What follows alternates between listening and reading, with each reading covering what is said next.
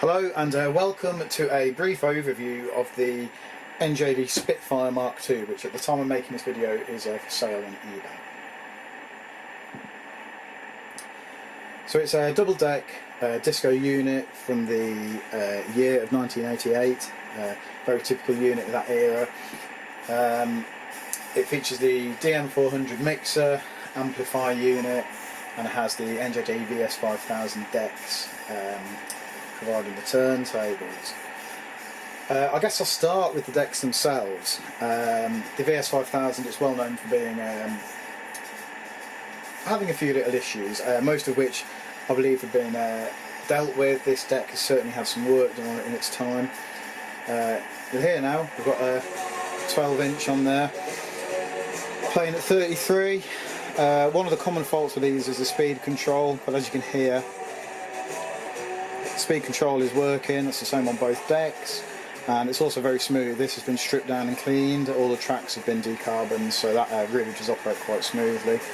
Similarly, the 33 and 45 RPM switches are known weak points on this. They can get quite carboned up and can end up with a little bit of shorting that results in hyperspeed, but you don't get that on this. These new switches work very well. So yeah, the decks are in as good a condition as can be expected. Each deck has got brand new stylus and cartridges on. Just played deck B for you. This has got 45 on it. Certainly this entire unit is much better suited to playing 7s. It sounds silly, but the sheer weight of the 12-inch vinyl actually weighs these down quite a bit. But as you could hear, it still plays it fine. And we've got a 7 on this deck, which yeah. The speeds are relatively trued up. As I said, the speed controls have both been restored. There's a trim underneath that's been set very well, and pretty much midpoint on that is the correct speed, give or take, obviously dependent on what vinyl mash you've got on there. So moving on to the other technical aspect, the mixer. This is probably where the most work has been done. It's in very good, clear cosmetic condition, as you might be able to see in here, but it's certainly on the listing photos. You'll see there's been an additional label added, Bluetooth. This unit does have a Bluetooth receiver in it, which is great. You can obviously use an auxiliary device to provide music, be it your phone, your laptop, or your Amazon Echo. At the moment I've got an Echo connected to this via Bluetooth, and that is patched into the tape input. So if I just turn up the tape input, that's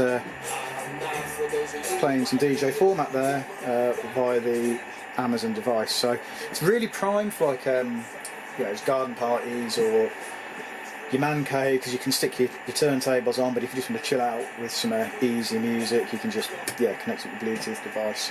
The Bluetooth receiver has got its own dedicated power switch. You can turn that off, and you can use the tape input, which is on a 5-pin DIN with an adapter lead, to manually connect a phone or a laptop or something and hardwire it if you wanted. But the Bluetooth sound quality is fine. And obviously with the Bluetooth being connected to the tape input, you do get it showing up on the VU meter when you have it set to Q. So it pretty much works as if it was always an integrated part of the system. So just sticking on the Bluetooth input for ease now. The EQ works well, and obviously the Q selector for your headphones works. Back on the left you've got a mic input with its own volume and voiceover control and its own little EQ. Over here you've obviously got your headphone socket and volume for your Q headphones, and if it's not already clear, it is an amplified unit, so there's 2 speaker outputs over here. It's got an inbuilt amplifier. I'm just running it on some little JBL Control 1s. Obviously if you cast your mind back to the 80s, you could do a disco off this with some fairly big speakers, but it's technically rated 110 watt, but it works quite well with duck shell speakers, which is again why I think it really kind of ticks the man cave market quite well. With the JBL Control 1s, or even with some little missions or some cats, it does sound quite good. But you've also got a line level output, which is here, so you can pass it out into a hi-fi amp or even a PA amp and pump some real power if that's what you want to do. Looking at the cosmetics of the thing, obviously it's got its original Spitfire Mark II logo there, and a Bluetooth logo, Bluetooth text and logo there. Added in matching font. You can obviously remove that if you want. It's just vinyl, but it's it just shows it's had that little bit of work given, and it still sports its original Leamington Sight and Sound sticky label, who were a very, very big supplier of disco kit in the Warwickshire area back in the day. Yeah, so in terms of cosmetics, the perspex is all intact. There's a bit of a scratch mark around the back there on that side. People obviously coming up with drinks when requests, but it's all intact, it's not cracked. The light is functional, the little Q light. I'll just turn the light off there. You can see it's got an LED bulb in it, gives a nice bright light. The vinyl itself that covers the unit, there's obviously more pictures on the eBay listing, is generally in extremely good condition, as is the lid.